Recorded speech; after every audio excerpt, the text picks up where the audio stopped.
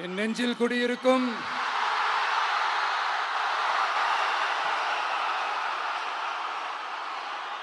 திருநெல்வேலி மக்கள் உங்கள் அனைவருக்கும் என்னுடைய வணக்கம். வணக்கம் வணக்கம் வணக்கம் வணக்கம். எல்லாரும் எப்படி இருக்கீங்க?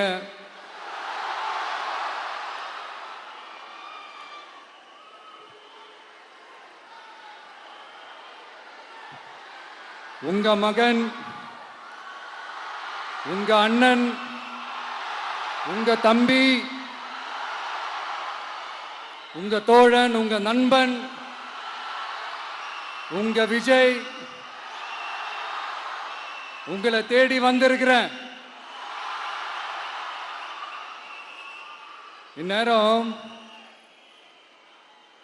திமுக கையில் அந்த முழு பவரும் இருந்திருந்தா, இந்நேரம் ஸ்டாலின் சார் கையில் அந்த முழு பவரும் இருந்திருந்தா கண்டிப்பா இந்த நிகழ்ச்சி நடந்திருக்காது. ஏதாவது ஒரு முட்டுக்கட்டையை போட்டு நம்மளை வரவிடாம பண்ணியிருப்பார். ஆனா இப்பதான் அவர் ஒரு அதிகாரம் இல்லாத ஒரு முதல்வரா அப்படியே இருக்காருல்ல, ஒரு கேர்டேக்கர் கவர்மெண்ட்னு சொல்லுவாங்க இந்த பீரியட. ஸோ அப்படி இருக்கிறதுனாலயோ என்னமோ கொஞ்சம் ஈஸியாக வர முடிஞ்சதுன்னு நினைக்கிறேன். அது மாதிரி இந்த திமுக கவர்மெண்ட் நமக்கு எவ்வளவு பிரச்சனைகள், எவ்வளவு நெருக்கடிகள், எவ்வளவு அவதூறுகள், அவங்களையும் தாண்டி இன்னும் சில பேர் இன்னும் நிறைய அவதூறுகள் எல்லாமே பரப்புனாங்க.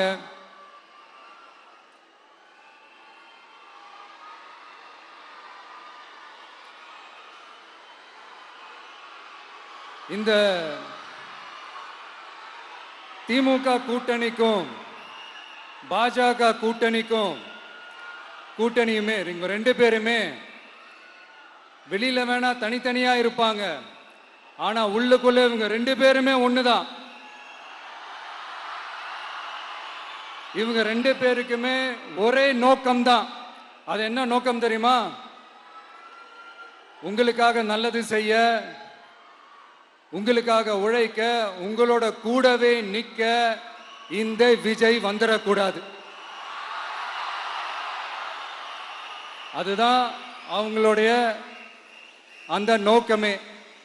ஏன்னா இந்த விஜய் வந்ததிலிருந்து அவங்க நிறைய இந்த ஊழல்லாம் செஞ்சுக்கிட்டு இருந்தாங்கல்ல, ஒரு லிஸ்ட் போட்டு சொன்னல, அதெல்லாம் அவங்களால செய்ய முடியாம போச்சு. எல்லாத்துலயும் மண்ணு விழுந்துருச்சு. அதனால செம்ம கோபத்தில் இருக்கிறாங்க என் மேல. அதே மாதிரி அடுத்து ஆட்சிக்கு வர முடியாத ஒரு சூழ்நிலையை மக்களே நீங்களே ஆல்ரெடி உருவாக்கிட்டீங்க. இந்த கூட்டணி கணக்கு, அந்த கணக்கு, இந்த கணக்கு எதுவுமே எடுபடல. இந்த அரித்மேட்டிக் கணக்கு, மேத்தமேட்டிக்ஸ் கணக்கு எல்லாமே மண்ணுக்குள்ள புதைச்சிட்டீங்க. அப்புறம் இந்த கொள்ளையடிச்சு வச்சிருக்கிற இந்த பணத்தை எல்லாம் வச்சு கல்லாப்பட்டி கூட்டணின்னு ஒன்று சேர்த்து வச்சிருந்தாரு. அது எல்லாமே இப்ப கலகலத்து போய் நிக்குது. டாப் தனியா, பாட்டம் தனியா, ரீப்பர் தனியா, ஜாயிண்ட் தனியா, அப்படி நிக்குது தனித்தனியா. எல்லாமே அப்படியே ஒட்ட வச்சுக்கிட்டு இருக்கிறாரு.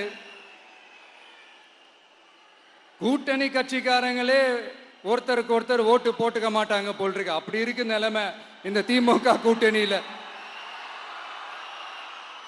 சரி, இவங்களுக்கு தான் இந்த நிலைமைன்னு பார்த்தா இந்த பாஜக தலைமையில் மற்றும் பலர் அவங்க நிலைமை இன்னும் மோசமா இருக்குது.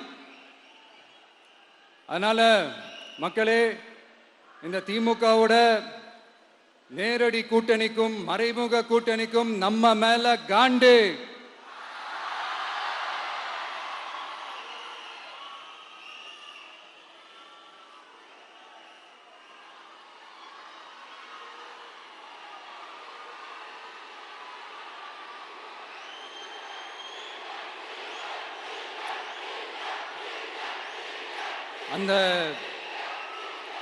அந்த காண்டுக்கு ஒரு காரணம் என்ன தெரியுமா?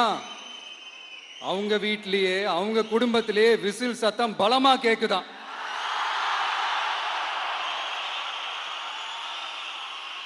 அடுத்த காண்டு அது இந்த சில சில பல கோடிகளை கொடுத்து நம்ம தமிழ்நாட்டு காங்கிரஸை பையில போட்டுக்கிட்டாங்க. யாரு? ஸ்டாலின் சார். ஆனா உண்மையான காங்கிரஸ் யாரு பக்கம் நிக்குது? நம்ம பக்கம் நிக்குது. சிறுபான்மை மக்களோட அந்த திமுக சாயம் வெளுத்து போச்சே. இந்த விஜய் என்னடானா மதச்சார்பற்ற கொள்கையோட உண்மையான ஒரு முகமா இருக்கிறானே. இந்த சிறுபான்மை மக்கள் வேற இந்த விஜய் பக்கம் தானே நிக்கிறாங்க அப்படின்ட்டு இந்த திமுகவுக்கும் பாஜகவுக்கும் என் மேல காண்டோ காண்டு. அதுக்காக நாம் என்ன செய்ய முடியும்? இந்த 33 வருஷமா ஒவ்வொரு வீட்டுக்குள்ளேயும் ஒவ்வொரு மனசுக்குள்ளேயும் போறதுக்கு நாம் பட்ட பாடு எனக்கு தானே தெரியும். அதனாலதான் நான் முன்னாடியே சொன்ன மாதிரி கட்சி ஆரம்பிச்சுட்டு ஒவ்வொரு வீட்டுக்குள்ளேயும் நான் போல, ஒவ்வொரு வீட்டுக்குள்ளேயும் போனதுக்கு அப்புறம் தான் கட்சியாவே ஆரம்பிச்சிருக்கிறேன்.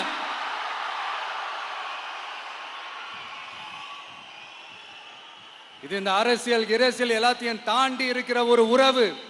கட்சி கிட்சி எல்லாத்தையும் தாண்டி இருக்கிற ஒரு உறவு. இது ஒரு பூர்வ ஜென்ம பந்தம். இது சும்மா இந்த அரசியல் ஆதாயம் தேடுறவங்களுக்குலாம் இது என்னன்னே புரியாது. இது மற்றவங்களுக்கு வேணா எலெக்ஷன். ஆனா இந்த விஜய்க்கும் விஜய் கூட நிக்கிறவங்களுக்கும் இது ஒரு இமோஷன்.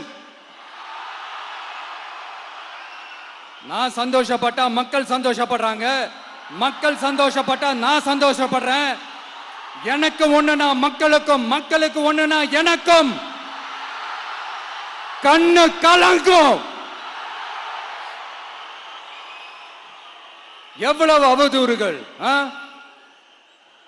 இந்த கரூர் விஷயத்தை பத்தி ஊருக்கே தெரியும். ஆனா போடு, விஜய் மேல பழிய போடு. என்னடா இவ்வளவு பெரிய ஒரு பழிய தூக்கி விஜய் மேல போட்டாலும் மக்கள் விஜய் கூடவே நிக்கிறாங்க.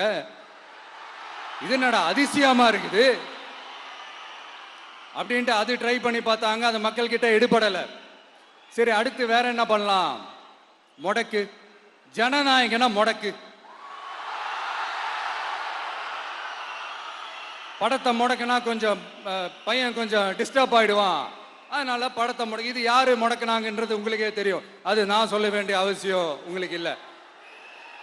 ஆனா இவன் நாடா இவன் படத்தை முடக்கினாலும் அவன் பாட்டுக்கு அதை கண்டுக்காம அவன் பாட்டுக்கு அவன் வேலையை பார்த்துட்டு போயிட்டே இருக்கான். அதுவும் எடுபடலை. சரி, அடுத்து வேற என்ன பண்ணலாம்? போடு, எஸ்ஓபின்னு ஒண்ணு போடு. விஜய்க்கு மட்டும் தனியா ரூல்ஸ், தனியா ரெகுலேஷன்ஸ், தனியா கண்டிஷன்ஸ். அவனுக்கு மட்டும் போடு. மற்ற கட்சிகள்லாம் விடு, விஜய்க்கு மட்டும் தனி கண்டிஷன்ஸ் போடு. அவன் வெளியவே வரக்கூடாது, மக்களை சந்திக்கவே கூடாது. என்னாச்சு? அதுவும் எடுபடல. சரி, அடுத்து வேற என்ன பண்ணலாம்? நம்மளை சுத்தி இருக்கிறவங்கள வச்சு, அதாவது இத்தனை வருஷமா வெயிட் பண்ணி இப்போ எலெக்ஷனுக்கு 30 நாளைக்கு முன்னாடி கரெக்டா அந்த டைம் பார்த்து ஒரு அவதூறு பரப்ப வேண்டியது. அது என்னன்னு உங்களுக்கே தெரியும். அதுவும் மக்கள் கிட்ட எடுபடல. அது மாதிரி எத்தனை சோதனைகள், எத்தனை வேதனைகள் நீங்க கொடுத்தாலும் இந்த திமுக நாளையோ இல்ல இந்த பாஜக நாளையோ இல்ல இந்த மற்ற பலர் நாளையோ இல்ல எந்த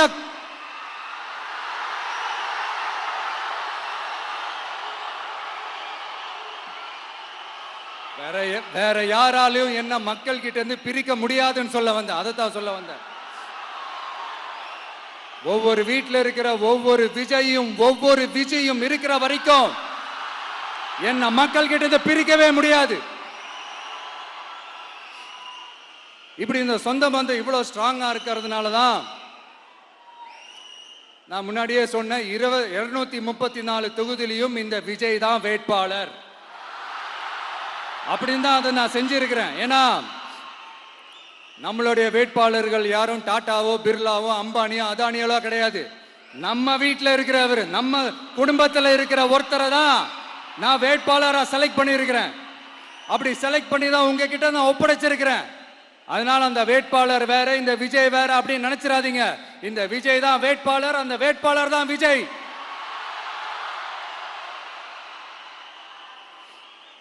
இத்தனை வருஷம் யார் யாருக்கோ ஓட்டு போட்டீங்க. ஆனா இந்த வருஷம் உங்க வீட்டில் இருக்கிற ஒருத்தருக்கு, உங்க வீட்டில் இருக்க நம்ம குடும்பத்தில் இருக்கிற ஒருத்தருக்கு நம்ம ஓட்டு போட போறோம். அந்த வேட்பாளர்களுக்கு நீங்க ஓட்டு போடுறது நமக்கு நாமளே ஓட்டு போட்டுக்கிற மாதிரி. அந்த வேட்பாளர் ஜெயிச்சா நாம ஜெயிச்ச மாதிரி.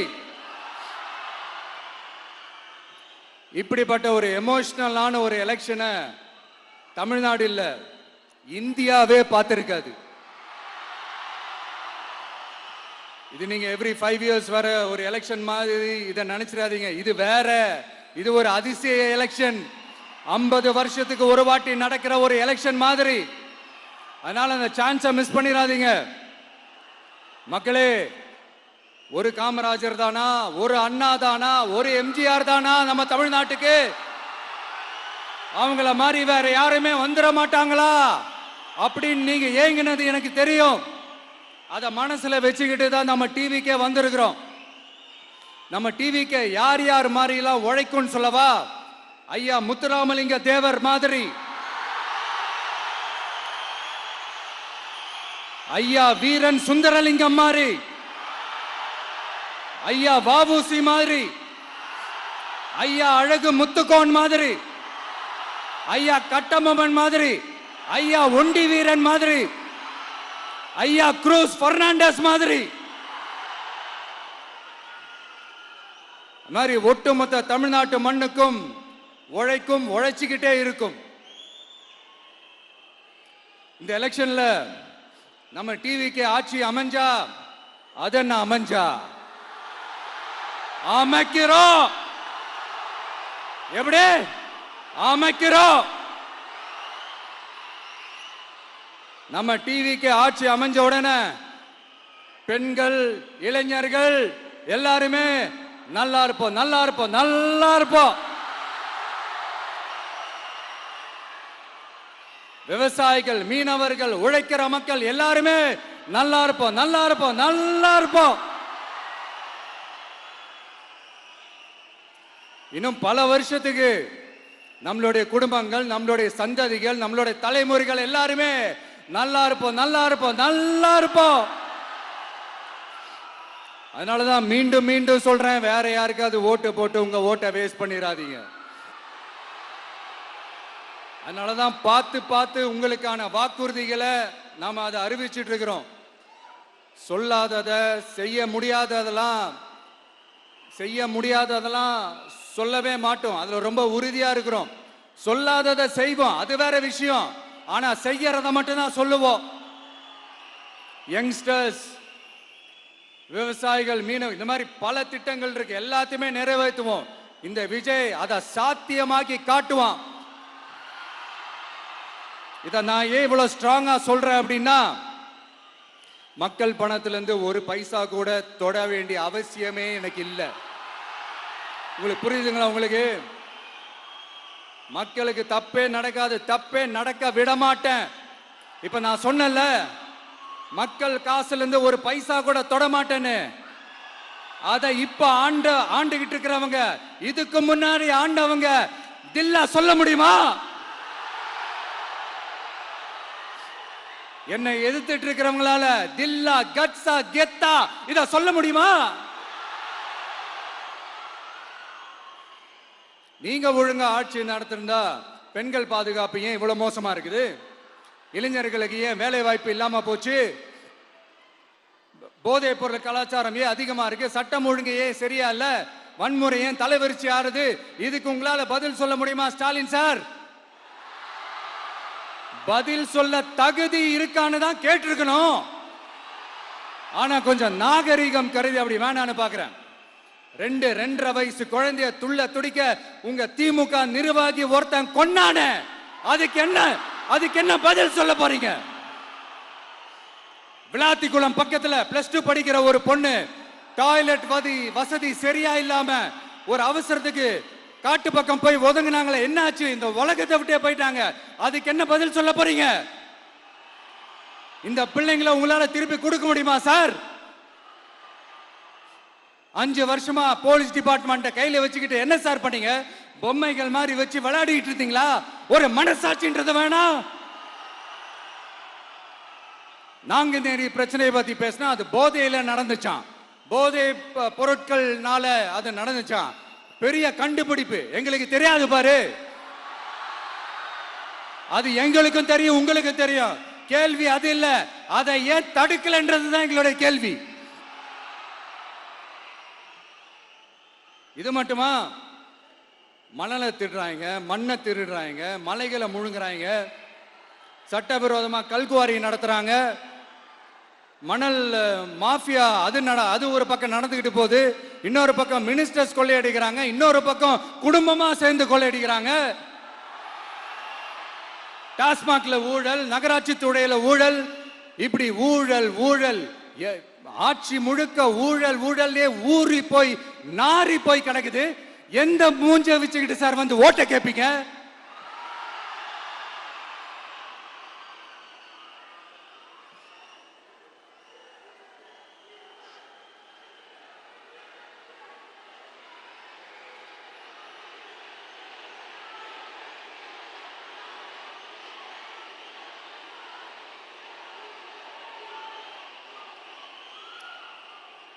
இந்த எலெக்ஷன் சும்மா உங்க பணத்தை எல்லாம் வச்சுக்கிட்டு ஒன்னும் கிழிக்க முடியாது. உங்க பணத்தை எல்லாம் வச்சு மக்கள் எல்லாம் விலைக்கு வாங்கவே முடியாது.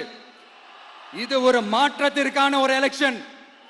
ஒட்டுமொத்த தமிழ்நாட்டு மக்களும் அந்த மாற்றத்தை கொண்டு வர போற அந்த எலெக்ஷன். இது உங்களாலேயோ இல்ல அந்த மற்றும் பலர்னாலேயோ ஒன்னும் தடுக்க முடியாது. அதனால மக்களே, ஏப்ரல் 23ஆம் தேதி காலையில சும்மா பக்காவா ரெடி ஆயிட்டு வீட்டில் இருக்கிற சாமியெல்லாம் கும்பிட்டுட்டு உங்க ஓட்டர் ஐடி கார்டு கையில் எடுத்துக்கிட்டு முதல்ல பூத்துல போய் நின்று அந்த விசில் சின்னத்துக்கு நேரா இருக்கிற அந்த பட்டனை ஒரு அழுத்துங்க. இது ஒரு தலைமுறைக்கான ஒரு தேர்தல், உங்களுக்கான தேர்தல். எப்பேற்பட்ட வசதியான வாழ்க்கையா இருந்தாலும் எல்லாத்தையும் தூக்கி எறிஞ்சிட்டு உங்களுக்காக மட்டுமே வந்திருக்கிறேன். உங்களுக்காக நன்றி கடன் செலுத்துறதுக்காக மட்டுமே வந்திருக்கிறேன். அத்தனை வழிகளையும் தாங்கிக்கிட்டு உங்களுக்காக மட்டுமே வந்திருக்கிறேன். ஒரு நாளும் பொய் சொல்லி உங்களை நான் ஏமாத்தவே மாட்டேன். இந்த 4 முனை போட்டி, 40 முனை போட்டி, எத்தனை முனை போட்டின்னு எத்தனை உருட்டினாலும் இங்க 2 முனை போட்டி மட்டும்தான். ஒண்ணு, இன்னொன்னு எஸ், ஒன்னு டிவிகே, இன்னொன்னு டிஎம்கே. மக்கள் விரோத ஆட்சி நடத்துற ஸ்டாலின் சார் வேணுமா? மக்களை நேசிக்கிற உங்க விஜய் வேணுமா? அவ்வளவுதான் இந்த எலெக்ஷன். அதனால உங்க மகனுக்கு, உங்க அண்ணனுக்கு, உங்க தம்பிக்கு, உங்க பிள்ளைக்கு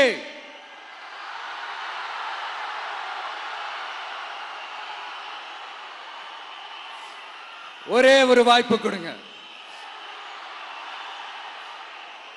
தயவு செஞ்சு விசில் சின்னத்துக்கு ஓட்டு போடுங்க. இது ஒரு விசில் புரட்சி தேர்தலா இருக்கணும். நான் தன்னந்தனியாளு, நீ எல்லாம் நம்ம அப்பாரு, கொஞ்சம் நவந்தனா இங்க 8 கோடி பேரு, மிரல போது ஸ்டேட்டு நம்ம விசில் சத்தம் கேட்டு, நல்ல வங்க வாழ இங்க விசில் கடி ஓட்டே.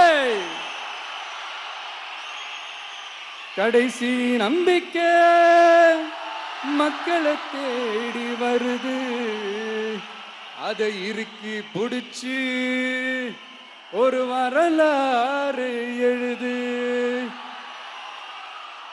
உங்க விஜய், நான் வரேன். விசில் அடிக்க ரெடியா? கான்பிடண்டா இருங்க, நல்லதே நடக்கும், வெற்றி நிச்சயம். மீண்டும் சந்திக்கும் வரை நன்றி, வணக்கம்.